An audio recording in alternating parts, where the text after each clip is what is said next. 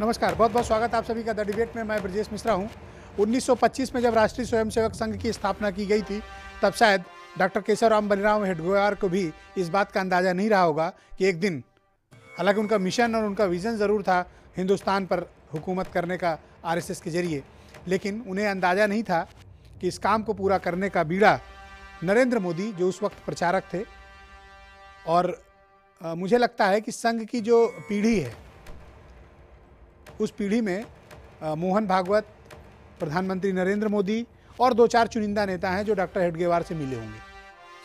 लिहाजा जो आरएसएस का ओरिजिनल विजन हिंदुत्व को लेकर, राष्ट्र को लेकर, संस्कृति को लेकर रहा है, उसके जो पुरोधा रहे हैं और उसको जो मुश्किल वक्त में लेकर आगे बढ़ने वालों में कुछ ही लोग इस देश में रह गए हैं। उनमें प्रधानमंत्री नरेंद्र मोदी भी हैं, जिन्होंने डॉक्टर हेडगेवार को सुना और समझा भी था। आज ये सब बातें मैं आपको इसलिए बता रहा हूँ क्योंकि आज लखनऊ में राष्ट्रीय स्वयंसेवक संघ ने एक कोऑर्डिनेशन मीटिंग बुलाई। उत्तर प्रदेश की सरकार और उत्तर प्रदेश की भारतीय जनता पार्टी यानी संगठन, तो संघ, सरकार और संगठन एक साथ बैठे और एक साथ बैठकर उन्होंने रणनीति तैयार की कि उत्तर प्रदेश की सरकार का कामकाज कैसा है, क्या सुधार की ज़रूरत है, क्या बेहतर किया जाए, परसेप्शन कैसा सोसाइटी के भीतर बन रहा है और 2019 की प्लानिंग क्या होनी चाहिए, 2019 में भारतीय जनता पार्टी के सामने क्या विजन होना चाहिए, सरकार को क्या करना चाहिए, संगठन की क्या भूमिका निभाना चाहिए। एक संरक्षक के तौर पर आरएसएस ने आज दोनों को ब्रीफ किया। तो अगला सवाल ये है कि आरएसएस की 2019 की उत्तर प्रदेश की तैयारी क्या है। क्या इस मीटिंग के बहाने एक भूमिका तैयार करने की कोशिश की गई कि उत्तर प्रदेश में परिस्थितियां कैसी हैं, उत्तर प्रदेश के क्या प्रमुख मुद्दे होंगे, उत्तर प्रदेश में किन मुद्दों को लेकर आगे बढ़ा जाए 2019 में, और कौन कौन से ऐसे ब्लैक होल्स हैं जिनको तत्काल भरने की ज़रूरत है। तो मंथन बहुत कुछ हुआ। मीटिंग चूँकि गोपनीय थी, इसलिए अंदर क्या खाने क्या चर्चा हुई है ये अब तक अभी सार्वजनिक नहीं हुआ है, लेकिन ये माना जा रहा है कि आरएसएस ने उत्तर प्रदेश की राजनीति, उत्तर प्रदेश के सरकार और सब कामकाज को लेकर बड़ा गहन मंथन किया है। आज मैंने इस बात की डिबेट बुलाई है कि 2019 का एजेंडा क्या है, 2019 के लिए उत्तर प्रदेश में विशेष तौर पर आरएसएस क्या चाहता है, सरकार के स्तर पर, संगठन के स्तर पर और संघ अपने स्तर पर क्या कुछ असिस्ट करेगा भारतीय जनता पार्टी को, ताकि 2019 में क्या 2014 का प्रदर्शन दोहरा पाएगी बीजेपी, बड़ी चुनौती होगी, क्योंकि 5 साल की सरकार केंद्र की हो जाएगी तब तक, और यूपी की सरकार भी अपने 2 साल पूरे कर चुकी होगी, तीसरे की तरफ बढ़ चुकी होगी। तो जाहिर सी बात है कि इस देश में एंटी इनकम्बेंसी फैक्टर भी बात बात पर निकलकर सामने आता है, तो ये सब मुद्दे भी बड़े होंगे। तो मैंने आज एक बड़ी डिबेट को आमंत्रित की है, जहां मेरे साथ हरीशचंद्र श्रीवास्तव, उत्तर प्रदेश में भारतीय जनता पार्टी के प्रवक्ता, सुरेंद्र राजपूत, यूपी में कांग्रेस के मुख्य प्रवक्ता मेरे साथ मौजूद है, मुजाहिद किदवई साहब मौजूद हैं, समाजवादी पार्टी के लीडर हैं और प्रवक्ता भी हैं, और डॉक्टर मनोज पांडे बहुत जाने माने पॉलिटिकल एनालिस्ट हैं, बाल गोविंद वर्मा आम आदमी पार्टी के नेता हैं, उम्मेद सिंह बहुजन समाज पार्टी के सीनियर लीडर मेरे साथ जुड़ चुके हैं, और दिल्ली स्टूडियो से मुझे ज्वाइन कर रहे हैं देश के जाने माने सीनियर जर्नलिस्ट और कॉलमिस्ट रमेश ठाकुर साहब, और हमारे ब्यूरो चीफ वीरेंद्र सिंह। बहुत बहुत स्वागत और थैंक यू सो मच। इस खासी ठंड में आप सबने इस गर्मा गर्म डिबेट को ज्वाइन किया है, तो अगले 1 घंटे हम लोग इसी विषय पर चर्चा करने की कोशिश करेंगे और हल निकालेंगे कि क्या कुछ होने जा रहा है। थोड़ी देर में राष्ट्रीय स्वयंसेवक संघ से भी अशोक सिन्हा जी भी हमें ज्वाइन करेंगे, अभी थोड़ी देर में हमें ज्वाइन करने वाले हैं, उनसे भी बातचीत करने की कोशिश करेंगे। हरीश जी, मुझे आप बताओ कि संगठन और सरकार के बीच में आरएसएस का क्या काम। देखिए, संघ और आज की बैठक में क्या क्या हुआ। हमारा मातृ संगठन है जी, आज हुआ क्या क्या, और विचार परिवार है, तो ये समय समय पर विचार विमर्श के लिए ये सब रूटीन बैठकें हैं। ये कोई ऐसा नहीं है कि ये समन्वय बैठक पहली दफ़ा हो रही हो। ये प्रायः बैठक पिछली बार कब हुई, हरीश जी थोड़ा ये बता दीजिए अगर मैं गलत हूँ तो। ये प्रायः जिसमें कृष्ण गोपाल जी आए हों, जिसमें और भी सीनियर लीडर हैं, मैं सबका नाम ले सकता हूँ, लेकिन आप समझदार आदमी, इतनी बड़ी बैठक कब हुई संगठन और सरकार के बीच। मुझे लगता है अभी 2-3 महीने पहले भी समन्वय बैठक हुई थी। क्यों होती है ये समन्वय बैठक, मतलब प्रॉब्लम क्या, इशूज़ क्या है। इशूज़ देखिए, ये तो आपसी, जैसे आप संस्थान, आप इस संस्थान के मुखिया है, तो आप अपने संस्थान की दिशा, आप जो एजेंडा है और उन सारे अपने प्रमुख लोगों से जो कोर टीम है। इसमें मुखिया कौन है, संघ, संगठन, सरकार? देखिए, इसमें सब अलग अलग मुखिया हैं और सब आपस में मिलकर के मतलब 3 मुखिया एक साथ बैठते हैं, ये मतलब नहीं देखिए कि संघ को कमतर आंक रहे हैं आप, सोच लीजिएगा। ये वैचारिक वो है। और मैंने कहा ना कि हमारा मातृ संगठन है और नेतृत्व पार्टी के नेतृत्व वर्ग के लोग, सरकार के नेतृत्व वर्ग के लोग सब एक साथ बैठते हैं और जो समसामयिक विषय होते हैं उस क्या संघ तय कर रहा है कि सरकार की और संगठन की दिशा क्या होनी चाहिए?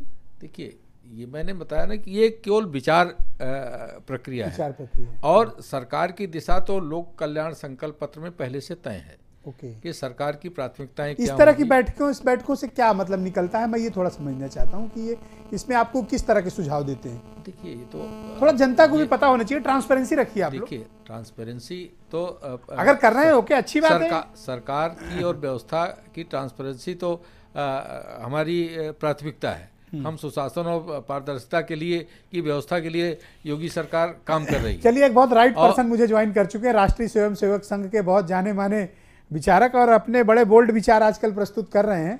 कल किसी का डीएनए चेक भी करवा रहे थे, अशोक सिन्हा जी मुझे ज्वाइन कर चुके हैं। बहुत बहुत स्वागत, thank you so much Sinha ji, आपने मुझे ज्वाइन किया।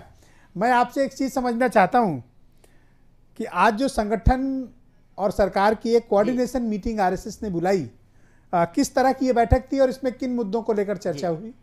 थोड़ा प्रकाश डालें इस पे। जी, मैं आपको बता दूं कि समन्वय बैठक क्या है और इसका उद्देश्य क्या है। समन्वय बैठक अपने नाम से ही स्पष्ट है कि विभिन्न जो समवैचारिक संगठन है, जो संघ का चिंतन है, जो लक्ष्य है, जो उद्देश्य है, उसको पूरा करने की दिशा में बहुत से संगठन लगे हुए हैं। ऐसे लगभग 40 समवैचारिक संगठन हैं और इनका प्रत्येक माह एक बैठक होती है। उस बैठक का उद्देश्य यह होता है कि पिछले महीने इन संगठनों में क्या कार्यवाही हुई और अगले महीने में क्या कार्यवाही होने वाली है, इस पर सभी संगठन अपने अपने विचार रखते हैं। इसमें भाग वही लेते हैं जो इन संगठनों में संघ के स्वयंसेवक हैं। जी ठीक है। जैसे भारतीय जनता पार्टी में भी स्वयंसेवक हैं, विश्व हिंदू परिषद में भी हैं, भारतीय किसान संघ में भी हैं।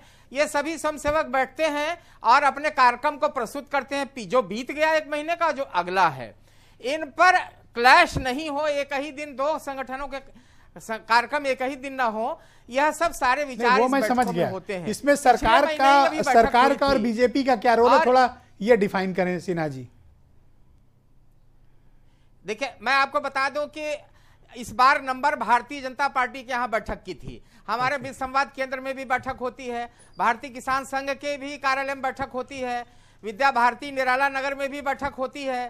तो ये बैठक हर महीने बदल बदल के समवैचारिक संगठनों के कार्यालय में रखी जाती है। इस बार संजोग से 3 महीना पहले कार्यक्रम आया हुआ था अपने कृष्ण गोपाल जी का, और इसी प्रकार से दत्तात्रेय होसबोले जी का केंद्र लखनऊ ही है। तो ये हुआ कि भारतीय जनता पार्टी की जो बैठक होगी वो मुख्यमंत्री जी ने कहा कि हमारे यहाँ रखी जाए, तो वो बैठक उनके यहाँ रखी जा रही है। तो उस बैठक में क्या कुछ तय हुआ, थोड़ा बताएं ना, क्या होंगे सिन्हा जी, उस बैठक में क्या कुछ तय हुआ? नहीं, अब इसमें क्या अभी तो बैठक चली रही है, उसमें क्या तय होगा नहीं तय होगा, ये तो मैंने बताया कि मुख्य रूप से बात यही होती है, एक रूटीन बैठक है। इसको बेकार मीडिया ने एक हाइप खड़ा कर दिया है कि साहब 1919 के चुनाव से क्या मतलब है। संघ कोई चुनाव नहीं लड़ता, भारतीय जनता पार्टी चुनाव लड़ती है। कोई सहयोग वो चाहती है, कोई सलाह चाहती है तो संघ उसे सलाह दे देगा। अन्यथा जो समसेवक हमारे यहाँ वहां काम कर रहे हैं उनके बीच में विचार विमर्श होता है, आगे की रणनीति तय होती है और क्या करना है क्या नहीं करना है, यही बातें तय होती हैं। अभी कुछ तय हुआ कि क्या करना है और क्या नहीं करना है, कुछ तय कर पाए आप लोग? नहीं, इस विचार चल रहा है, संगठन का अभी विचार चल रहा है, और जो कुछ भी होगा, अगर उसमें कोई प्रचार, ऐसा कोई ये कार्य प्रचार का नहीं है, प्रचार करने के योग्य भी नहीं है, मगर यदि कोई आवश्यक हुआ तो उसकी जानकारी आपको भेज दी जाए। ऑल राइट, मैं कांग्रेस के चीफ स्पोक्स पर्सन है सुरेंद्र राजपूत, उनको भी इस डिबेट में सम्मिलित कर लेता हूँ। राजपूत जी, बहुत स्वागत। ठंड बहुत लग रही है, मैं समझ रहा हूँ आपको, लेकिन मुझे आप ये बताओ कि अगर आरएसएस, बीजेपी, इनके जितने अनुषांगिक संगठन हैं, अगर एक साथ बैठते हैं तो आपको कोई प्रॉब्लम है? अगर आरएसएस इन्हें गाइड करता है तो आपको कोई समस्या है? हमें कतई कोई समस्या नहीं है, जब तक देश हित में समाज हित में और जनता के हित में कहीं कोई भी कार्य करे, हमें कोई आपत्ति नहीं है। चाहे ये लोग मुसोलिनी की तरीके से बैठक करें कि जैसे मुसोलिनी की पार्टी और हिटलर की पार्टी के 40 संगठन थे, वैसे इन लोगों को भी 40 संगठन है, हमें कोई आपत्ति क्यों होगी? भाई देश के हित में काम कर रहे हो आरएसएस के लोग, अच्छी बात है। निगेटिविटी क्यों? दो बात है। मैंने आप कह रहे थे ब्रजेश जी मैंने तो अपने अब मेरी बात को होने तो ले दीजिए ना। दूसरी बात, जो सबसे बड़ी बात है, सिन्हा साहब अभी बड़ी बड़ी बातें कह रहे थे, हम और माननीय हरीश जी भी, तो हम दोनों की बातों को मानते हैं। हमारे ऊपर आरोप लगता था, कहा जाता था कि सरकारें कहाँ से चलती हैं, कोई 10 जनपद से कहता था, कोई कहीं से कहता था। अब ये क्लियर हो गया है कि सरकार सिर्फ और सिर्फ नागपुर से चलती है। नीचे से मेयर से लेकर के देश तक की सरकार नागपुर से चलती है, नागपुर के अनुसांगिक, नागपुर के आरएसएस कार्यालय से चलती है। और वो लोग आते हैं, चाहे हसबोले जी आए, चाहे कृष्ण गोपाल राव जी आए, चाहे माननीय मोहन भागवत जी आए, वो आते हैं और जो वो कहते हैं सूनर और लेटर वही ये लोग करते हैं और वही इनको करना है। आगे आने वाले दिनों में ये लोग कहीं ना कहीं, समस्या क्या है? क्या सर समस्या? तो आरएसएस की पॉलिटिकल विंग है भारतीय जनता पार्टी, क्या दिक्कत? तो जनता कह ही रहे हैं ऐसे हरीश जी, मात्र संगठन अभी इन्होंने कहा ना, हाँ मैं तो हरीश जी को बधाई दूंगा। हरीश जी ने आज बड़े जिम्मेवारी से स्वीकारा कि जैसे आप अपने चैनल के हेड हैं, ऐसे ही आरएसएस हमारी हेड है। इन्होंने बाकायदा स्वीकारा, मैं इनको बधाई देता हूं। आप अपने संगठन की बैठक लेते हैं, इन्होंने कहा वैसे आरएसएस हमारी बैठक लेता है, तो बढ़िया बात है। कम से कम हरीश जी जैसे प्रखर वक्ता सत्य बोलते हैं, इनको बधाई के पात्र हैं। अब कम से कम ये लोग ये नहीं कह सकते आरएसएस उत्तर प्रदेश का या बीजेपी का एजेंडा सेट करती है तो कांग्रेस को बेचैनी क्यों? नहीं, आरएसएस उत्तर प्रदेश का एजेंडा तो देश की जनता तय करती है। देश के चुने हुए प्रतिनिधि 325 विधायक इनके पास हैं। अगर वो लोग नहीं तय कर सकते तो आरएसएस क्या तय करेगी? भाई आज की डेट में इसका मतलब तो डिफंक्ट हो गए ना आपके एमएलएस। आप लोकतंत्र में लोकतांत्रिक मूल्यों को न रख करके उन लोगों से आप सारा राय मशवरा ले रहे हैं। ये लोकतांत्रिक मूल्य तब क्यों नहीं था जब मनमोहन सिंह 10 साल प्रधानमंत्री रहे और सरकार 10 जनपद से चलती रही? ये पूरी तरीके से आरोप असत्य है, मिथ्या है। मनमोहन सिंह जी ने कोई भी एक भी काम जनता का अपने सांसदों से, अपने ग्रुप ऑफ मंत्रिमंडल से और जिसको कहते हैं ग्रुप ऑफ 20 सेकंड आप इंटरवीन कर सकते हैं, 20 सेकंड ओनली, और ऐसी कोई वो नहीं थी। जहां तक अभी हमारे मित्र सुरेंद्र जी हिटलर और मुसोलिनी की बात कह रहे थे, तो इमरजेंसी लागू करके इन्होंने बता दिया है कि हिटलर और मुसोलिनी कौन हो सकता है। पहली बात, और दूसरी बात, जैसे लोग तो दूसरी बात भी पा रहे हैं, दूसरी बात सारे लोगों की क्या परिस्थिति है चैनल में उनको देख लीजिए। हिंदुस्तान की मीडिया से लेकर के सब जानते हैं कि पृथ्वीराज चौहान जी जो वहाँ मंत्री बनाए गए थे, स्टेट मिनिस्टर विद पीएमओ, उनकी क्या भूमिका थी और उनके चीफ मिनिस्टर बन के जाने के बाद जनपद का क्या रोल था। मुद्दों से न भटके। मुजाहिद किदवई साहब, आरएसएस एक देशभक्त संगठन है, इसमें कोई दो राय नहीं है। आरएसएस इस देश का विकास चाहता है, संस्कृति के साथ सबको जोड़कर रखना चाहता है। अगर वो कोई एजेंडा तय कर रहे हैं उत्तर प्रदेश में या हिंदुस्तान में, तो प्रॉब्लम क्या है, किसको समस्या है? देखिए, आरएसएस का राष्ट्रपति है, आरएसएस का उपराष्ट्रपति है, आरएसएस का प्रधानमंत्री है, आरएसएस के मुख्यमंत्री हैं, और इस देश में दो लोग मैं समझता हूं इस देश को इस वक्त चला रहे हैं। एक का नाम है माननीय श्री मोहन भागवत जी और दूसरे का नाम है मुकेश अंबानी। और जैसा कि सुरेंद्र जी ने कहा, वाकई आप बधाई के पात्र हैं कि इतने बड़े मुद्दे, और इस मुद्दे को आपने उठाया आरएसएस का। आरएसएस के लिए बोलने की किसी की क्षमता नहीं है कि अशोक चतुर्वेदी नहीं चला रहे हैं, आपकी पार्टी की सरकार नहीं चलाते थे। ऐसा है कि उत्तर प्रदेश का मुख्यमंत्री, चड्ढा की फैमिली नहीं चला रही है, आपकी नहीं, उत्तर प्रदेश के मुख्यमंत्री को ये सरकार चलानी चाहिए, उनके एमएलए को चलानी चाहिए। यहां पर जो एमएलए संघ से जुड़े हैं उनके तो कार्य होंगे, मुझे नहीं हस्तक्षेप करना चाहिए किसी पार्टी में, लेकिन सुनील बंसल जैसे लोग तय कर रहे हैं कि क्या होगा, वो कहां से आए, आपको भी पता है, आपको भी पता है, आपको भी पता है, भाई साहब को भी पता है। तो जब यहाँ के गवर्नमेंट के डिसीजन एक साल में क्या हुआ, आप ये देख लीजिए कि 605 छोटे मोटे ब्रिज, पुलिया, छोटी मोटी पुलिया 5 साल में अखिलेश जी ने बनवाई। एक साल में एक काम विकास का, और 4 साल में देश में। भाई वही विकास का एजेंडा तो हो सकता है आरएसएस सेट कर रही हो। नहीं, आरएसएस नहीं सेट कर रही। आरएसएस ये सेट कर रही है कैसे जीता जाए। जैसे मेयर के चुनाव में सारी ईवीएम की मशीन मेयर की नागपुर से आई, सारी मशीनें नागपुर से आई। क्यों आई? समाजवादी लोग, और सबसे बड़ा एग्रीमेंट मेट्रो का नागपुर में हुआ। समाजवादी लोगों को और जो ये चिप्स झूठ बोलने की प्रैक्टिस कराई जाती है, मुझे लगता है। कंप्लीट कर 10 सेकंड। देखिए ऐसा है कि जो सबसे बड़ी कंपनी गैस की दी गई गुजरात में, मैं नाम नहीं लूंगा, उस कंपनी का चिप कंपनी से क्या रिलेशन है? जो चिप बनाती है, जो चिप, उसका नाम ही चिप्स कंपनी है। जो बाहर की कंपनी चिप बनाती है और वो मशीन के चिप बनाती है, तो इसका एजेंडा मैं समझता हूं ये होगा कि हम जीतेंगे कम और हमें जिताएगी ईवीएम। डॉक्टर मनोज पांडे, इस तरह की जो बैठकें होती हैं, राष्ट्रीय स्वयंसेवक संघ ने जिस तरह की आज बैठक ली, इस तरह की बैठकों से क्या निकलकर सामने आता है? क्या संगठन सरकार के बीच कोई मतभेद है, या फिर 2019 की तैयारी है, या फिर जैसा अभी सिन्हा जी बता रहे थे कि 40 संगठन है हमारे, सबका अलग अलग टर्म होता है, तो इस बार बीजेपी का टर्म था तो हम लोग उनके साथ बैठकर विचार विमर्श कर रहे थे। ये एक सामान्य बैठक के तौर पर देखा जाए या इसको एजेंडा सेट करने की बैठक माना जाए? एक बात बड़ा स्पष्ट है। पहले तो आपको बधाई कि अभी कह रहे थे आपने संघ जैसे बड़ी संस्था की बैठक को चैनल पे रखा, अच्छी बात है। हरीश जी भी कह रहे थे कि हमारी सबकी बात सामने आनी चाहिए। और अभी आदरणीय हरीश जी कह रहे थे कि संघ हमारी मातृ संस्था है। और देखिए, राजनीतिक दलों में और राजनीतिक कार्यों के लिए संगठनों की आवश्यकता होती है। इनका संगठन, अगर अब तक लोग कहते थे कि संघ पर्दे के पीछे से भारतीय जनता पार्टी की मदद करता है, अब शायद संघ को ऐसा लगता है कि सामने से भी मदद करना चाहिए। इसमें आपत्ति नहीं होनी चाहिए। आपत्ति तो इन बातों पर होना चाहिए कि क्या कोई ऐसा एजेंडा सेट हो रहा है जो राष्ट्र के विरोध में है। और चुनाव जीतना हारना तो हर राजनीतिक दल चाहता है। तय नहीं हुआ कि मीटिंग में क्या बात हुई। तो अभी कौन सा एजेंडा है, कौन सा क्या है, वो भाई वो उनका अंदरूनी मामला। अच्छा, हर संगठन आंतरिक रूप से मजबूत होने के लिए अपने अनुसांगिक संगठनों की बैठक करते हैं। ऐसा नहीं कि वो बैठक कर रहे हैं तो कोई ऐसा काम कर रहे हैं जो बड़ा अनुचित हो। अब रही बात, अभी भाई साहब आरोप लगा रहे थे कि ईवीएम की बात है। अब ईवीएम की बात है या दूसरी बातें हैं, ये शायद आज इस पर बात करने से बेहतर है। अगर ईवीएम गड़बड़ है तो बाकी राजनीतिक दलों को जन आंदोलन चलाना चाहिए कि ईवीएम बदल दिया जाए। जनता के बीच आए और कहें कि ईवीएम बदल दिया जाए। किसी के बैठक न बैठक इकट्ठे होंगे, कहेंगे आप बैलेट से न कराइए, आप फिर करिए, आप फिर ईवीएम पे आ जाइए। अब ये इसका कोई सोल्यूशन नहीं ना। मैं कह रहा हूं अगर ईवीएम पर आरोप है, ईवीएम पर है, तो कोई क्रेडिबल आप एविडेंस लाइए, कोई प्रूफ लाइए। चुनाव आयोग ने जब बुलाया सबको, कोई नहीं गया, कोई नहीं गया, तो कदम नहीं है, कोई आरोपों में दम नहीं। तो इसलिए राजनीतिक दलों को बड़े गंभीरता से कोई बात करना चाहिए। उमेश सिंह जी, बहुत स्वागत है आपका।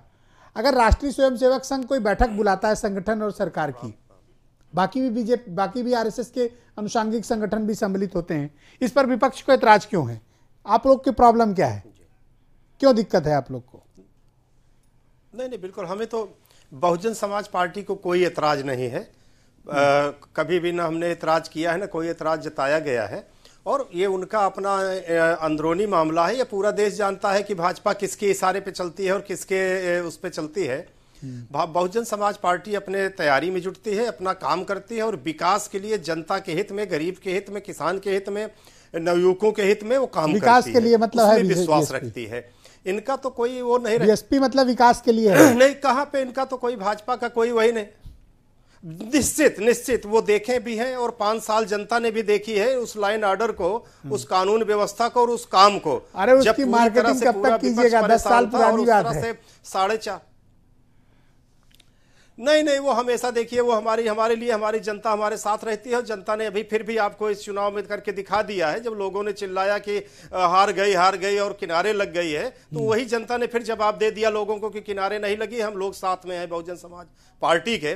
भाजपा के तो प्रधानमंत्री जी कम से कम ये देश को बता देते कि आप जो चीज कर रहे हैं, जो मुफ्ती मोहम्मद शहीद के, उनके मुफ्ती महबूबा के उस पे बयान पे क्या कहना चाहते हैं, उनके साथ में हैं या कहां पे हैं वो? ये लोग गोडसे के साथ में हैं या गांधी जी के साथ में? पहले थोड़ा आप अपना बता दीजिए, क्या आजकल सुरेंद्र राजपूत से कोई दोस्ती चल रही है क्या इनकी पार्टी से? क्या बीएसपी और कांग्रेस साथ साथ आ रहे हैं क्या? अरे बहुत अच्छे दोस्त हैं हमारे। नहीं, रही राजपूत जी की हमारी दोस्ती बहुत अच्छी है, लेकिन अब कांग्रेस की हमारी कोई दुश्मनी नहीं है। सब राजनीतिक पार्टियां हैं, सब अपना अपना काम करती है। हाँ। नहीं, अंदर कुछ खबरें आ रही है कि आप लोग बातचीत कर रहे हैं 2019 के लिए, अखिलेश यादव को किनारे लगाने के लिए। अरे बहुत अच्छा, नहीं नहीं, ऐसा नहीं है, ऐसा नहीं है, और सबको साथ में मिलकर चलना चाहिए, और बहुत अच्छी बात है इसमें, कहीं कहीं अच्छी चीजें हैं जी। मैं रमेश ठाकुर जी को इस डिबेट में सम्मिलित कर लेता हूँ, दिल्ली स्टूडियो से मुझे ज्वाइन कर चुके हैं। ठाकुर साहब बहुत शुक्रिया, थैंक यू, आपने इस कड़ाके की ठंड में इस डिबेट को ज्वाइन किया। मैं आपसे समझना चाहता हूँ कि गुजरात के परिणाम के बाद क्या राष्ट्रीय स्वयंसेवक संघ अब चीज़ों को डायरेक्ट मॉनिटर करने लगा है, ताकि अगर कोई भी कहीं भी अड़चन, कोई परेशानी 2019 के लिए आ रही हो तो उसको सीधे बैठकर बातचीत के जरिए समाधान किया जाए पार्टी, संगठन और सरकार के भीतर? ऐसा कुछ है? ब्रिजेश जी, अभी हमारे एक साथी बोल रहे थे कि इसको जो बैठक हो रही है इसको मीडिया हाइप कर रहा है। मीडिया इसको हाइप नहीं कर रहा है। सबसे पहली बात तो मैं ये कहना चाह रहा हूँ, ये जो इनकी समन्वय जो बैठक हो रही है इसको समस्या बैठक कहना चाहिए। वो इसलिए कहना चाहिए, जब इन्होंने गुजरात का रिजल्ट देखा, सामने आया, तो उनके मुताबिक नहीं था। सरकार ने, संगठन ने, आरएसएस ने पूरी मशीनरी अपनी वहाँ लगा रखी थी, बावजूद भी वैसा उनको रिजल्ट दिखाई नहीं दिया। रिजल्ट के बाद पीएम साहब का एक शब्द कहना कि ये जो हमारी जीत है वो सामान्य नहीं है, असामान्य है, उसके अगर सार को हम समझें, उनके अगर बुनियादी मुद्दे को, बुनियादी चीज़ों को, उसके बैक की चीज़ों को हम समझें, तो ये खलबली है। 2019 के लिए इनके लिए खलबली है, क्योंकि इन्होंने सोचा ही ना था कि एक विकेट पे ही हम लोग आउट हो जाएंगे, 99 पे हम लोग आउट हो जाएंगे। इनका जो आंकड़ा था 150 तक का था। लेकिन सबसे बड़ी बात है, इस चीज़ को फोकस करा है संगठन ने, संघ ने। उन्होंने बैठकें शुरू कर दी। पहली बैठक मेरे ख्याल से फ्राइडे को हुई थी, जो उज्जैन में, और जो आनन फानन में अमित शाह को फोन करके बुलाया गया है कि आप आइएगा, बैठक को ज्वाइन करिएगा। ये बैठक दिल्ली के अंदर कहीं पे प्रस्तावित, आपने कुछ अहम बातें कही ठाकुर साहब। मैं समझना चाहता हूं कि आरएसएस की मुख्य चिंता उत्तर प्रदेश को लेकर क्या है? मुख्य चिंता कुछ जो हम लोग यहाँ कवर करते हैं, दिल्ली में सारे नेताओं से मिलना होता है, संगठन के लोगों से मिलना होता है, कुछ इंटरनल, चाहे योगी सरकार के लोग हों, मंत्री हों, तो इनकी कुछ शिकायतें नागपुर पहुंच रही हैं, हेड ऑफिस पहुंच रही हैं कि जी हमारे काम में ये लोग दखलंदाजी कर रहे हैं। ये जो बैठक हो रही है और जो आगे जो बैठक होनी, उसका यही मुद्दा है कि जो आपसी जो उनके नेता हैं, जिनकी शिकायतें आ रही हैं, उनको सुलझाना, उनको सिर्फ संदेश ये देना है कि आप शांत हो जाइएगा, आगे की कोई लड़ाई, कोई झगड़ा नहीं होना चाहिए, क्योंकि 2019 की जो उनका रास्ता है उनको साफ करना है। और अशोक सिन्हा जी, ऐसा कुछ है क्या? कह रहे थे कि जो बात अभी रमेश ठाकुर जी कह रहे हैं, इनकी बातों पर से आप कितना सहमत हैं? इनकी बातों से मैं बिल्कुल सहमत नहीं हूं। ये कुछ यूटोपियन बात कर रहे हैं, और ये शायद समझा रहे हैं यूटोपियन बात क्या होती है, थोड़ा बताइए आप। ये भाषा कहाँ से लाते हैं? इटली से लाए। नहीं, ये यूटोपियन भाषा अजीब सी बात कर रहे थे। ये इटली से भी नहीं लग रही है, मुझे लग रहा है कि अपने पार्टी की है। हाँ, बोलिए सिन्हा जी, बोलिए। वो कर रहा है, तथ्य नहीं है इनके बातों में। इनके बातों में कोई तथ्य नहीं है। मैं देख रहा था, घबराहट इनके अंदर हो सकती है, घबराहट संघ में या उसके आनुषंगिक संगठनों में नहीं है। संगठन की बात जहां तक है, आप देखिए दिल्ली स्तर पर भी हर 6 महीने पर बैठक होती है जी। वर्ष में 2 बार दिल्ली में भी सरकार के साथ बैठक होती है, उसमें भी कृष्ण गोपाल जी बैठते हैं, उसमें भी हमारे अधिकारी बैठते हैं। तो ये एक समन्वय बैठक है, नाम ही है इसका कोऑर्डिनेशन का। कोई ऐसा कार्य हो रहा है, होने वाला है, तो इतना हल्ला क्यों मचा हुआ इस बैठक को लेके सिन्हा जी? साथ हो सिन्हा जी, इस बैठक को लेकर इतना हल्ला क्यों मीडिया में है? हल्ला इसलिए मचा हुआ है कि सत्ता भाजपा के पास है। हल्ला इसी बात के लिए है। अगर जब यहाँ सत्ता नहीं थी भाजपा की, दूसरे सरकारों की बैठक यह होता था, तब कोई कवर नहीं करता रहा होगा, मीडिया में ये बात नहीं आती थी। मगर अब हाँ, इस समय कोई कवर ही नहीं कर रहा था। अब इस समय चूंकि सत्ता में है और अच्छा ये बताइए सिन्हा जी, बैठक बुला ली, तो अब ये सिन्हा जी, ये यूटोपियन क्या है जो आपने कहा? ये थोड़ा सा डिफाइन करिए जी। ये बिल्कुल कल देखिए, या तो बखलाहट की बात हो सकती है, या भाषा नहीं पता ना, इसका शब्द का अर्थ नहीं पता है, बताइए। भाषा है यूटोपियन क्या है सिन्हा जी, बताइए प्लीज। बैठक में ऐसी बात करना जिसका सर पैर ना हो। सिन्हा जी सिर्फ मुझे बताइए, सिन्हा जी सिर्फ मुझे बताइएगा, आपको संघ की तरफ से बोलने के लिए मना करा गया है ना? जितनी मीटिंगें हो रही हैं हर जगह, आपको मना किया गया है, मीडिया में नहीं बताओगे, किसी को नहीं बताओगे। इस चीज का भी खुलासा करिए। आप नेशनल टेलीविजन पे इस समय बैठे हुए हैं, आपको मना करा गया है कि जो बैठक में कोई बात और किसी मीडिया वालों को ना बताए। अगर इससे ज्यादा भी कुछ जानकारी हमें चाहिए हम आपको बता सकते हैं, लेकिन उस चीज का खुलासा करके हम आपके ऊपर ना एक फांसी का फंदा नहीं अटकाना चाहते हैं जी। हम काम करते हैं, काम के बाद प्रचार अपने आप हो जाए तो हो जाए, हम प्रचार उन्मुख संगठन नहीं है ये। ऑलराइट, मैं बाल गोविंद जी को जोड़ लेता हूं इस डिबेट में। आम आदमी पार्टी के प्रवक्ता है। ठाकुर साहब just wait please, Sinha ji आप भी इंतजार करें थोड़ा। मैं आम आदमी पार्टी के प्रवक्ता हैं बाल गोविंद वर्मा जी, उनको भी जोड़ लेता हूं। बाल गोविंद जी बहुत स्वागत आपका, थैंक यू। मैं आपसे समझना चाह रहा था कि अगर राष्ट्रीय स्वयंसेवक संघ बीजेपी की और सरकार की और बाकी अपने अनुसांगिक संगठनों की कोई बैठक लेता है तो इतना विपक्ष हाय तौबा क्यों मचा रहा है? देखिए, विपक्ष का हाय तौबा मचाना एकदम लाजिम है, क्योंकि इन्होंने पूरा ये संघ आधारित पूरी भारतीय जनता पार्टी है जो सरकार चला रही है, चाहे वो यूपी की सरकार हो चाहे प्रदेश की जो है आपकी मोदी सरकार हो। तो उनको बहुमत मिला इसलिए चला रहे हैं? नहीं, बहुमत मिला है, लेकिन आपको जनता ने चुना है तो उसको विकास करने के लिए चुना, जनता की समस्याएं चुनने के लिए चुना है। आप उसको ना चुन करके और आपको दिल्ली में किस लिए चुना है कि 2 गुप्ता कहीं से ढूंढ लाओ और राज्यसभा भेज दो? नहीं, राज्यसभा की बात अलग है। आपको ये तो मैं अभी ठाकुर साहब से पूछूंगा, रंग बदलने की राजनीति कर रहे हैं आप, केवल आरएसएस का तैयार रहिए, आप बात तैयार रहिएगा इन 2 गुप्ताओं का। आप बात करते हैं गांधी की, आप बात करते हैं बिल्कुल तैयार हूं। आप बोलने तो दीजिए मुझे जी प्लीज। आप बात करते हैं गांधी की, आप बात करते हैं अम्बेडकर की, और एजेंडा चलाते हैं आप आरएसएस का, जिसके तहत आपको हिंदुत्व की राजनीति करनी, धर्म और मजहब की राजनीति करने के लिए आपको विकास करना ही नहीं है। विकास के नाम पे सिर्फ जुमलेबाजी करते हैं आप।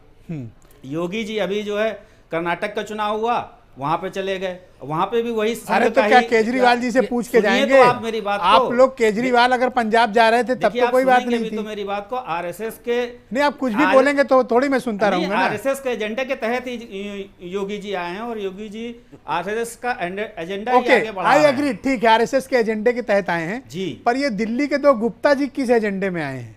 गुप्ता जी जो है एजेंडे में नहीं है हमारे, वो हमारी नीतियों से प्रभावित हैं और गुप्ता जी बहुत पहले से जुड़े हुए हैं और काम कर रहे हैं। अरे भाई ठाकुर जी, रमेश ठाकुर जी, ये 2 गुप्ता जी की मिस्ट्री थोड़ा बताइए ना, क्या है? जी जी जी जी ब्रजेश जी, ये कौन सा एजेंडा?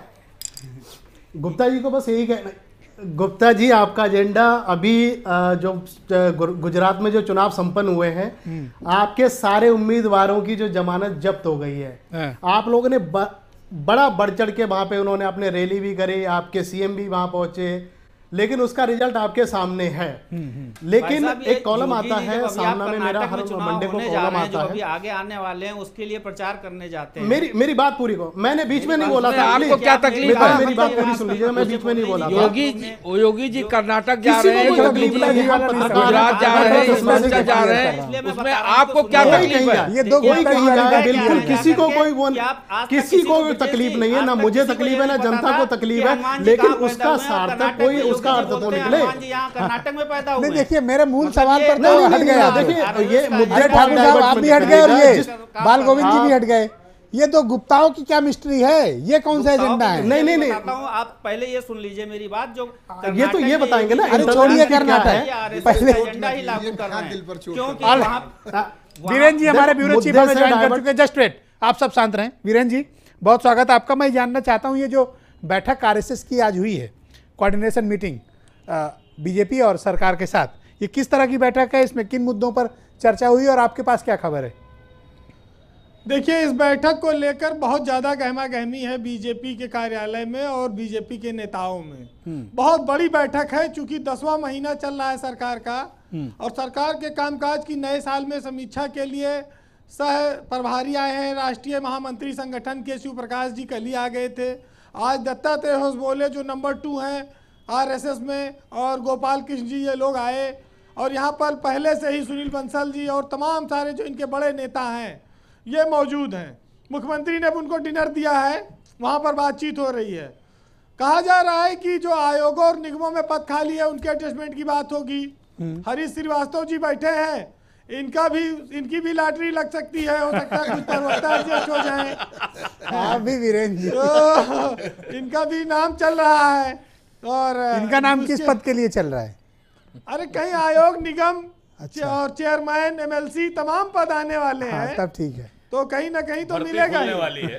तो बीजेपी के नेताओं को आस भी है खूब।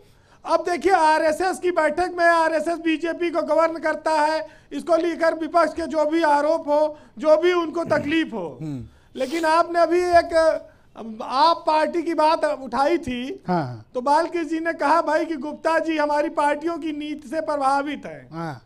जो राज्यसभा गए हैं। हाँ, बाल गोविंद जी ने यही बात कही, ठीक बात बाल गोविंद जी ने कहा था। हाँ। तो गुप्ता जी आप पार्टी की नीतियों से प्रभावित हैं और बाल गोविंद जी की पार्टी गुप्ता जी के माल से प्रभावित है। तो ये दोनों एक दूसरे से खूब प्रभावित हैं और उसी में खूब लाभान्वित हो रहे हैं। और सियासत में इस तरह का प्रभाव उत्तर प्रदेश में, दिल्ली में और तमाम राज्यों में देखने को मिलता है।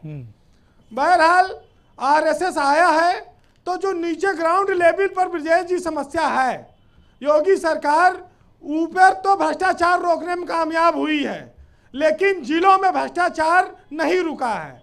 वो आरएसएस के संज्ञान में जरूर होगा।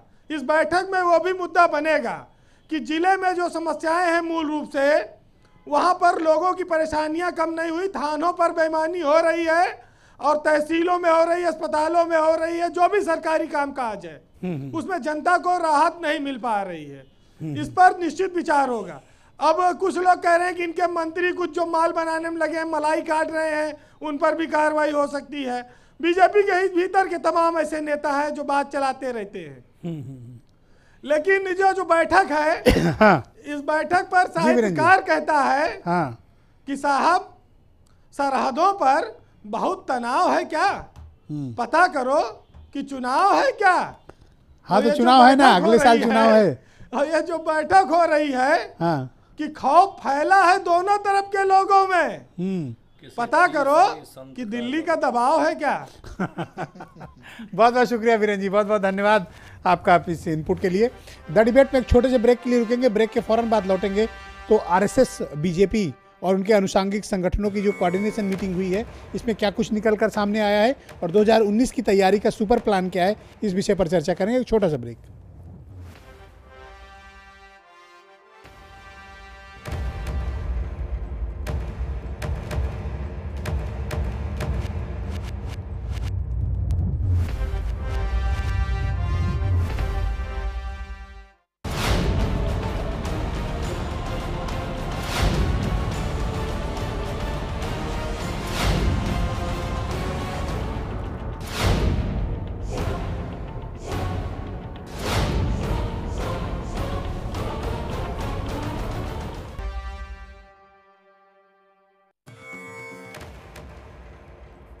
बीते कुछ समय से उत्तर प्रदेश को लेकर राष्ट्रीय स्वयंसेवक संघ की चिंताएं बढ़ी हैं और उत्तर प्रदेश उनकी सर्वोच्च प्राथमिकता लिस्ट में है ये राज्य। उसकी वजह क्या है कि राजनीतिक तौर पर, सामाजिक तौर पर, आर्थिक तौर पर, सांस्कृतिक तौर पर उत्तर प्रदेश एक ऐसी जगह है जहां से राष्ट्रीय स्वयंसेवक संघ हो या भारतीय जनता पार्टी हो, उनको सर्वाधिक ऊर्जा और सर्वाधिक राजनीतिक ताकत इसी राज्य से मिलती है। तो जाहिर सी बात है कि इस राज्य को हल्के में लेना बहुत महंगा पड़ सकता है। इसलिए एक साल पहले से ही तैयारी इस बात की शुरू हो गई है कि किन किन मुद्दों को लेकर उत्तर प्रदेश में सरकार और संगठन के बीच समन्वय की ज़रूरत है, किन मसलों को लेकर आपस में बैठकर बातचीत करने की ज़रूरत है। क्या पॉलिटिकल अपॉइंटमेंट्स के मुद्दे हों, जनता से जुड़े मुद्दे हों, संगठन से जुड़े मसले हों, शिकायतों का संदर्भ हो या फिर नौकरशाही के हमेशा की तरीके ढीले ढाला काम करने की वजह हो, कानून व्यवस्था भी मुद्दा है। बहुत सी चीज़ें हैं जिन पर विचार चल रहा है। मसला इस बात का है, लेकिन एक स्टेप ऊपर चलते हैं कि 2019 के लिए क्या हार्ड या सॉफ्ट हिंदुत्व राष्ट्रीय स्वयंसेवक संघ के एजेंडे में चुनाव को लेकर राजनीतिक तौर पर होगा। आरएसएस के एजेंडे में हिंदुत्व है, इस पर कोई दो राय नहीं है, आरएसएस मानती भी है इस बात को, उनकी अपनी कल्चर का भी हिस्सा है। लेकिन क्या ये एजेंडा उत्तर प्रदेश की राजनीति में भी लागू होगा 2019 में? इस बात का जवाब हरीशचंद्र श्रीवास्तव देंगे, उत्तर प्रदेश में बीजेपी के प्रवक्ता हैं। हरीश जी, गो अहेड। देखिए, भारतीय जनता पार्टी की दिशा तो पहले से ही तय है।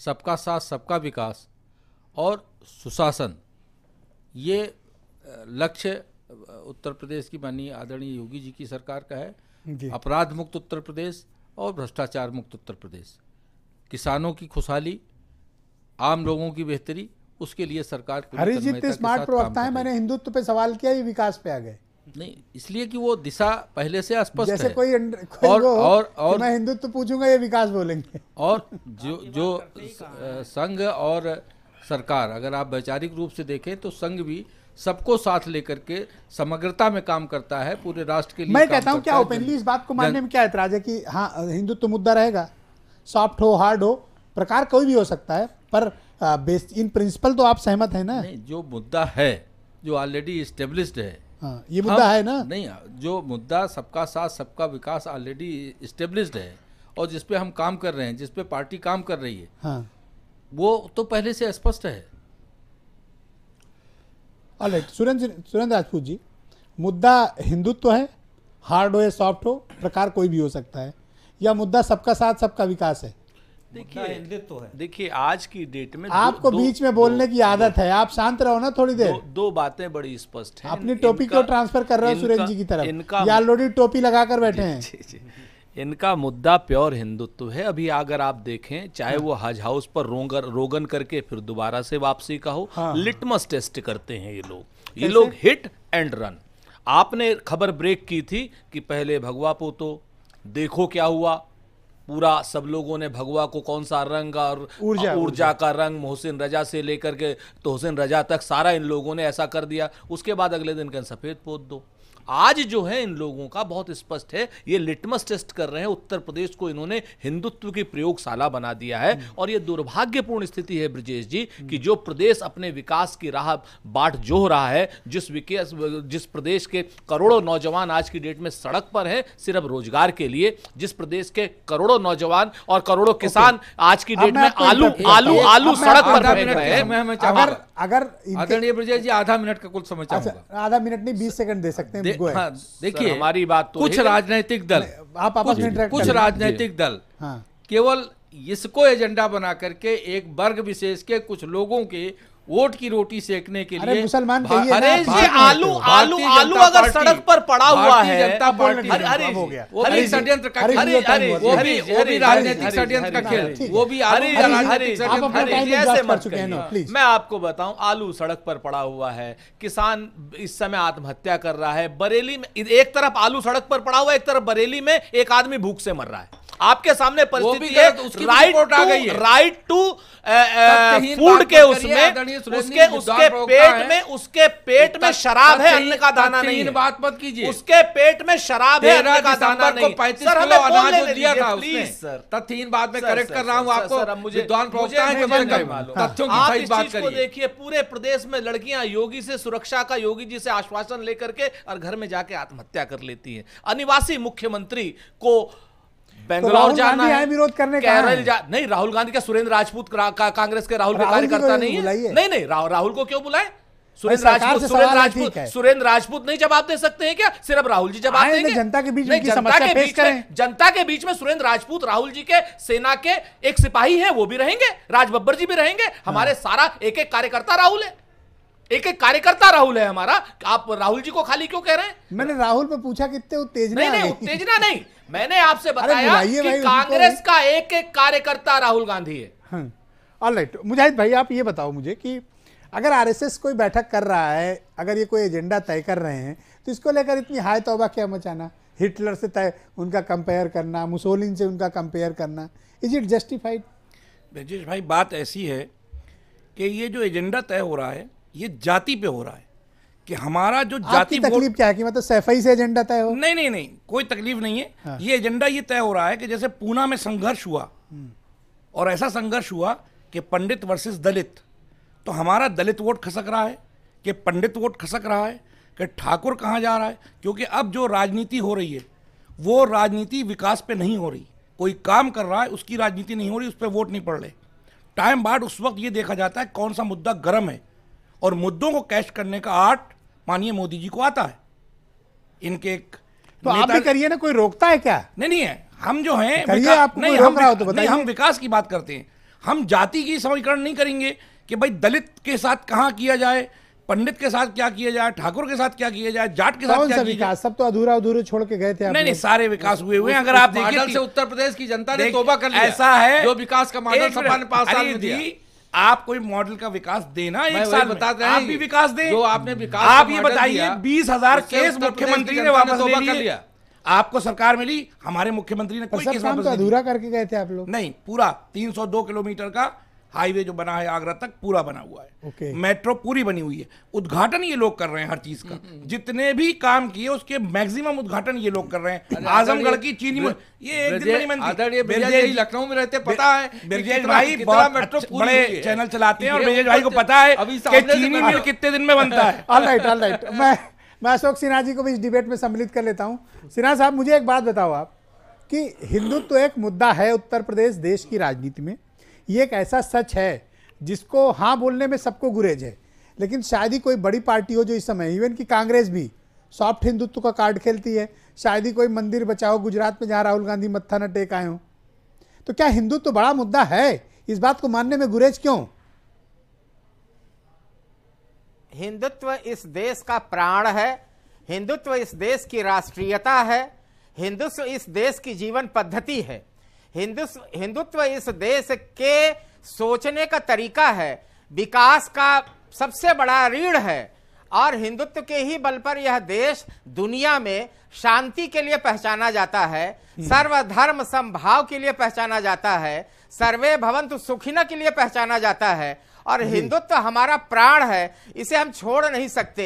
जो छोड़ेगा वह इस देश को चौपट कर देगा। संविधान इस देश को अगर विकास के राह पे ले जाना है, हमारे लिए देश का संविधान प्राण है और देश का धर्म भी संविधान है और देश की आत्मा भी संविधान है। मैं कह रहा हूं संविधान से ऊपर कुछ नहीं है। आप संविधान से ऊपर अगर और किसी चीज को मानते हो तो बताएं। हिंदुत्व इस देश की जीवन पद्धति है। मैंने आपसे कहा देश का धर्म संविधान है, देश का धर्म संविधान है। अगर संविधान से ऊपर कुछ है तो उसके बारे में कृपया प्रकाश डालें। राजनीतिक दल नहीं है, राजनीतिक दल नहीं, देश के संविधान से ऊपर है कोई चीज। देश का धर्म संविधान है, देश का अभिमान संविधान है, देश का प्राण संविधान है और इस संविधान के ऊपर कुछ नहीं है। सिन्हा साहब चल रहा है, सिन्हा साहब इस पर जवाब दें। आप वरिष्ठ प्रवक्ता हैं, आप बोलने दें उनको। हिंदुत्व रहा है। अरे देश का धर्म संविधान है, आप इस पर बताएं हाँ या ना। ये नहीं कि हिंदुत्व क्या है सर, देश का धर्म संविधान है। सुप्रीम कोर्ट ने हिंदुत्व के बारे में साफ साफ कहा है। सिन्हा साहब तो बोल रहे, सिन्हा साहब तो संविधान पे बहस नहीं हो रही है। देखिए आदरणीय ये बहस संविधान पे नहीं है। देश का प्राण, देश का अभिमान, देश का ये, देश का वो, लेकिन देश का धर्म संविधान नहीं है इन लोगों के लिए। मनुस्मृति संविधान। देखिए हम सबका धर्म संविधान है, देश का धर्म संविधान है। आपको कहने में क्या दिक्कत है? संविधान है, लेकिन इस बहस को भटकाइए नहीं। ये बहस संविधान पे नहीं हो रही है। देश का धर्म संविधान है या नहीं? सिन्हा जी आप क्लियर करो, आप बताओ। सिन्हा जी गो अहेड, बोलिए। मेरा ये कहना है, आप मेरी हर डिबेट में झंझट कराते हो सिन्हा जी। कल डीएनए चेक करा रहे थे, आज संविधान पे झगड़ा करा दिया। सभी के लिए है, फिर विरोध कहाँ है? सर, देश का धर्म संविधान है या नहीं? आप सिर्फ इतना हाँ कह दीजिए, बात खत्म। पोषक है हिंदुत्व, संविधान का पूरक और पोषक है। देश का धर्म संविधान है सर। पद्धति के बारे में बात नहीं की गई है क्या?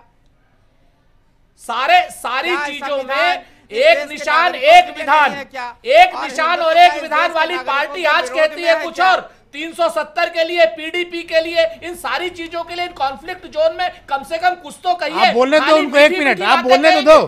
कड़वा थू आज बोलने दीजिए उनको, शांत रहिए। ऑलराइट, सिन्हा जी बोलिए।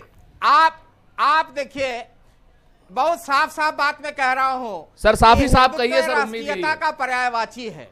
इसमें इस देश में रहने वाला प्रत्येक व्यक्ति, चाहे वो किसी भी पंथ, मजहब और पूजा पद्धति को मानने वाला हो, वह पूरा इस देश का भारतीय है। सर, देश का धर्म संविधान है, ये कह दीजिए ना। देश के रहने वाले हैं। यह देश का संविधान भी वही कहता है जो हिंदुत्व देश का धर्म संविधान है, ये कह दीजिए सिन्हा साहब, हम आपको सैल्यूट करेंगे। इस देश का धर्म जो हर व्यक्ति का यही है कि वह हिंदुत्व है। देश का धर्म संविधान है, यही हमारा आपका ये संविधान में नहीं है। ये देखिए, ये बात ये संविधान में नहीं है। आप इस चीज को देख लीजिए। देश का धर्म संविधान है, ये बात सिन्हा साहब नहीं कहेंगे, हरीश जी नहीं। ये संविधान में नहीं है। किदवाई साहब को भी डिबेट में शामिल किया जाए। ये संविधान में नहीं है। संविधान में देश का धर्म संविधान है। संविधान में ये कहीं नहीं लिखा। संविधान में ये कहीं नहीं लिखा। संविधान के आधार पर ही सुप्रीम संविधान में हिंदुत्व नहीं लिखा, आप गलत कह रहे हैं। संविधान में कहीं हिंदुत्व नहीं लिखा, संविधान मैंने भी पढ़ा है, संविधान मेरे पास भी है, संविधान में कहीं हिंदुत्व नहीं लिखा। संविधान हर मजहब का है, हर लोगों ने लिखा है संविधान। प्रार्थना है सिन्हा साहब, संविधान अलग है। आरएसएस में कहिए इस बात को कि देश का धर्म संविधान है, देश की आत्मा संविधान है। बोलने दे उनको, बोलिए सिन्हा जी, एक एक करके, वन बाय वन। हिंदुत्व अलग चीज है, संविधान अलग चीज है। बोलने दे, मत जोड़िए। Just wait. हाँ सिन्हा जी बोलिए। देश की आत्मा हिंदुत्व है और हिंदुत्व का पूरा देश की आत्मा संविधान है। इस देश का देश की आत्मा संविधान है। बोलने दीजिए ना आप तो बोल सर, नहीं ये गलत बात बोलने तो दे आप उनको, आप उनको बात तो कहने दें। आपकी बात से मैं सहमत हूँ। इस देश का जो शासन पद्धति है वो संविधान के अनुसार चलती है। सर, देश का धर्म और देश की आत्मा संविधान है। बाल गोविंद जी, देश का समाज हिंदुत्व के आधार पर चलता है और उसी हिंदुत्व आपका के पॉइंट पूरा पॉइंट संविधान है। संविधान भी हिंदुत्व के लिए है। नहीं, हिंदुत्व से सारा समाज नहीं चलेगा, हिंदुत्व से सारा समाज नहीं चलेगा, आपने गलत कह दिया। हिंदुत्व से सारा समाज नहीं चलेगा। संविधान है, देश का धर्म संविधान है, देश का मान संविधान है और देश का अभिमान संविधान है। बाल मुकुंद जी, बाल गोविंद जी, ये बताओ आपकी देश का संविधान क्या है और देश का धर्म क्या है, देश की आत्मा क्या है? और आप अभी जो बात अशोक सिन्हा जी ने कही, आप सहमत हो क्या उससे? नहीं, बिल्कुल नहीं सहमत है इससे, क्योंकि देश का संविधान सबसे सर्वोपरि है और ये हिंदुत्व का मनुस्मृति लाना चाहते हैं जो आरएसएस का एजेंडा है और आरएसएस के तहत ही पूरा इनका विजन है और आगे की पूरी जो गठन का और पूरी जो इनकी नीति है पूरी सारी की सारी आरएसएस के ऊपर ही। क्या नीति है, थोड़ा बताओ तो, ज्ञान डाल प्रकाश डालो जी। 1 मिनट का मैं लूंगा। आरएसएस, देखिए बोलने दीजिए। आरएसएस के एजेंडा जो है वो हिंदुत्व है और हिंदुत्व को ला करके ये देश के अंदर हिंसा कराएं या कुछ भी करा करके ये पूरी तरह से हिंदुत्व को लागू करना चाहते हैं देश के अंदर, जो कि संविधान का विरोध करता है। ऑलराइट, अशोक सिन्हा जी आप रिप्लाई दीजिए। अशोक सिन्हा जी आप रिप्लाई दीजिए। ऑलराइट, बाल गोविंद जी आप रिप्लाई ले लीजिए, आप रिप्लाई ले लीजिए। मैं इनसे प्रश्न पूछता हूँ कि सुप्रीम कोर्ट ने हिंदुत्व की जो परिभाषा दी है जी, क्या वह इस देश की आत्मा को प्रकट नहीं करती जी? क्या उस देश की जीवन पद्धति को वह प्रकट नहीं करती? लेकिन ये समानता का अधिकार जो हमारा देश का सर्वोपरि जीवन दर्शन है, इसका पालन जो है सुप्रीम कोर्ट भी करता है। बाल गोविंद जी, आपको अध्ययन नहीं ना, आपने सुप्रीम कोर्ट का जो सुप्रीम कोर्ट ने जो हिंदुत्व को लेकर के व्याख्या दी उसको आपने जाना नहीं ना, समझा है? नहीं समझा है। सुप्रीम कोर्ट ने कहा कि हिंदुत्व वे ऑफ लाइफ है। नहीं, आप ही समझे। तो आप उसको लागू करना चाहते हैं, आप पहले उसको समझ लीजिए। संविधान नहीं कहता, पहले किसी बहस में भाग लेने से पहले थोड़ी जानकारी करिए। आपको देखिए सबको लेके चलना पड़ेगा। हिंदुत्व वे ऑफ लाइफ है। सबका साथ, और एक तरफ आप कहते हैं सबका साथ सबका, और एक तरफ केवल हिंदुत्व लेके चलते तो कैसे हो जाएगा? संविधान के आधार पर सुप्रीम कोर्ट की व्याख्या भी मान्य होनी चाहिए। देखिए आप पूरी बात सुनिए, मान्य होना चाहिए संविधान। आप केवल सिन्हा जी इनकी बात सुनिए, आप आम आदमी पार्टी की बात सुनिए। सबका विकास है, आप सबका साथ और सबका विकास कहते तो हैं, लेकिन आप केवल एक जाति विशेष के लिए लेके चलते हैं, हिंदुत्व के लिए कैसे हो सकता है? सबका जानकारी नहीं है तो पहले थोड़ा जानकारी करिए बाल गोविंद जी। आप देखिए बात, आप जानकारियां नहीं है आपको, आप कैसे एकदम सही बोल रहा हूं कि आप जो सबका साथ सबका विकास कहते हैं और केवल हिंदुत्व लेके चलेंगे तो कैसे होगा? ये आरएसएस का एजेंडा है जिसको आप सेट करना चाहते हैं, आरएसएस का एजेंडा। हाँ सिन्हा जी बोलिए, आप सिन्हा जी बोलिए। क्या मैं पूछता हूं बाल गोविंद जी से, क्या ये हिंदुत्व के बाहर है? क्या इस देश को अपना देश नहीं मानते? देश चलता है संविधान से। देश सुनिए सिन्हा जी, देश चलता है संविधान से। बाहर रहना चाहते हैं? सुनिए तो मेरी बात, देश चलता है संविधान से। तो संविधान का विरोध कर रहा है। मैं एक काम करता हूं, मैं न्यूट्रल व्यक्ति को लाता हूं डिबेट में। जस्ट वेट, आप दोनों लोग शांत हो जाएं। मैं एक न्यूट्रल व्यक्ति को इस डिबेट में सम्मिलित करता हूं, मनोज पांडे जी को।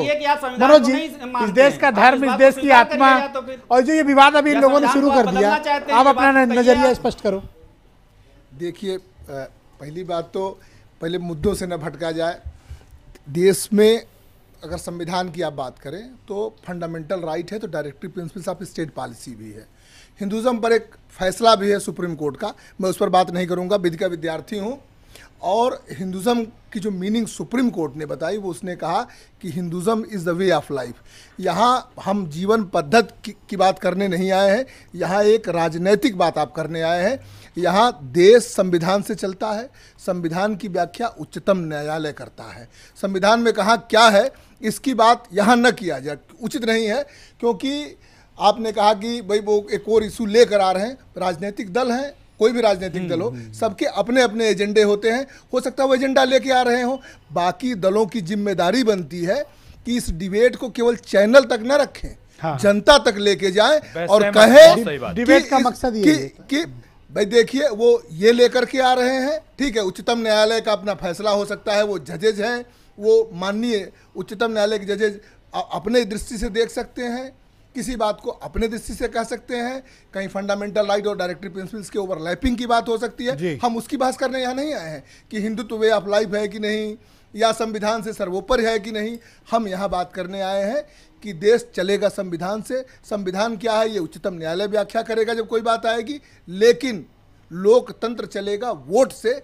और इस वोट में अगर विकास की बात नहीं होती है, 70 साल हो गया, देश आगे नहीं बढ़ रहा है, किन किन मुद्दों की वजह से देश आगे नहीं बढ़ रहा है, इस पर बात होना चाहिए। चीज़ों पर तुरंत हम लड़ने लगते हैं कि ये ला रहे हैं, वो ला रहे हैं। लाने दीजिए, कोई कुछ भी लाए, आप अपनी बात कीजिए। हाँ, जैसे 2 गुप्ता लेकर आए, अब लेके आए भाई, जो चाहे जो लेके आए। अब आप कह दीजिए कि विटामिन एम लेके आ गए, वो अलग प्रश्न है भाई, किसको कौन, उन्होंने कहा कि नहीं वो हमारे नीतियों से रखते हैं। उमेश सिंह जी को भी इस डिबेट में सम्मिलित कर लेते हैं। उमेश जी, विपक्ष के लिए राष्ट्रीय स्वयंसेवक संघ उत्तर प्रदेश के आने वाले, उत्तर प्रदेश में जो चुनाव होंगे, जो जनरल इलेक्शंस आ रहे हैं देश भर में, तो यूपी में भी होगा, तो आरएसएस आप लोग के लिए कितनी बड़ी चुनौती है? नहीं, देखिए, हम लोगों के लिए आरएसएस आज से नहीं है, बहुत पहले से, शुरू से ही है आरएसएस। जब से देश आज़ाद हुआ आरएसएस भी लगी रही है, इससे कोई फर्क नहीं पड़ता है। और हम लोग सत्ता में भी आए हैं, बाहर भी हुए हैं, ये चलता रहता है। हमारा मेन चीज़ ये है कि ये भाजपा जो है, या ये लोग किसी चीज़ को मानने वाले नहीं हैं। ना तो ये न्यायपालिका को मानते हैं, एफिडेविट दे करके और राम को भी तिरपाल में ला देते हैं।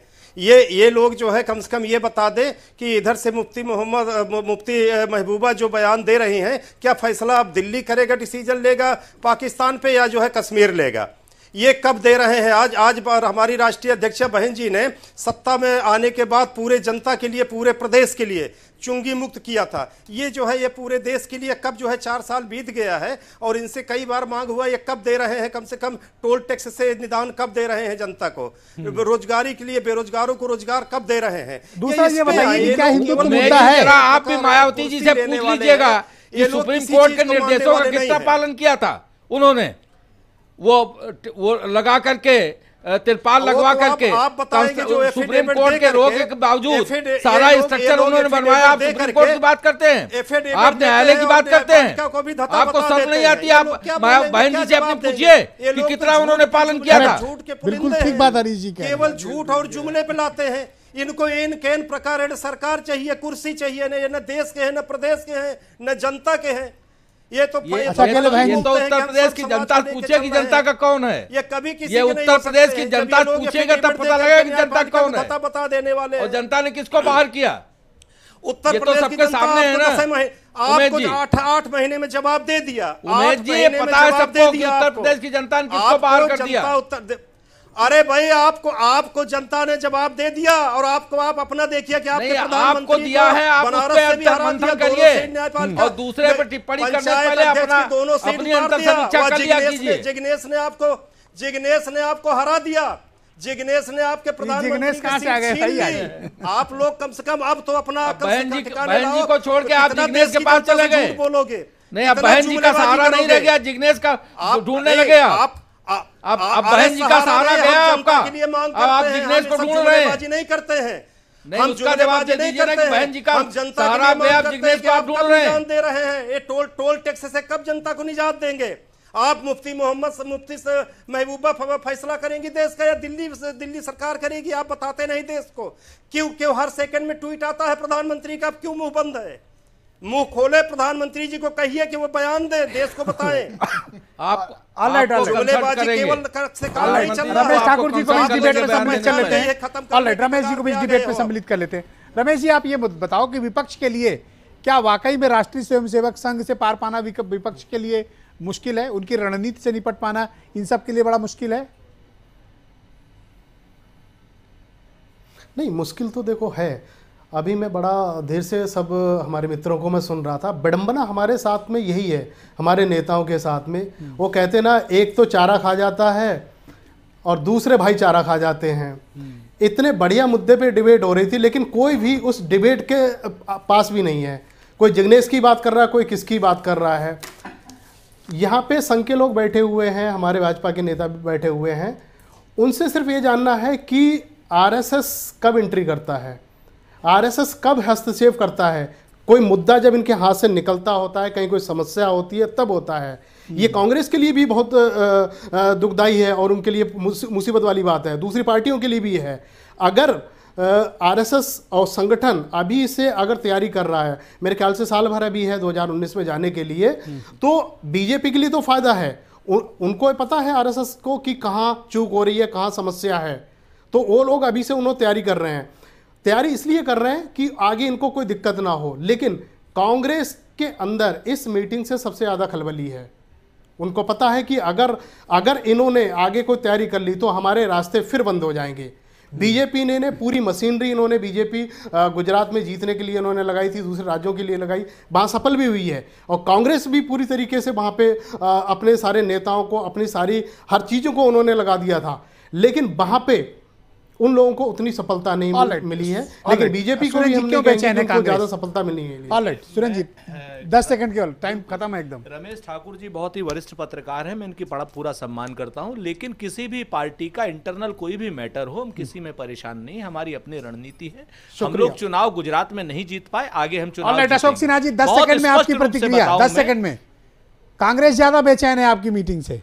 मैं यही कहूंगा, पथ का अंतिम लक्ष्य नहीं। अरे सिर्फ ये बता दीजिए, देश की आत्मा और देश का धर्म संविधान है, बस सर। आगे है सर, सिर्फ देश का धर्म संविधान कह दीजिए, हम आपको सैल्यूट करेंगे। डिबेट को एसडीएल करेंगे। Thank you so much, thank you so much, बहुत बहुत शुक्रिया, बहुत बहुत धन्यवाद, थैंक यू सो मच, बहुत बहुत शुक्रिया, बहुत बहुत धन्यवाद।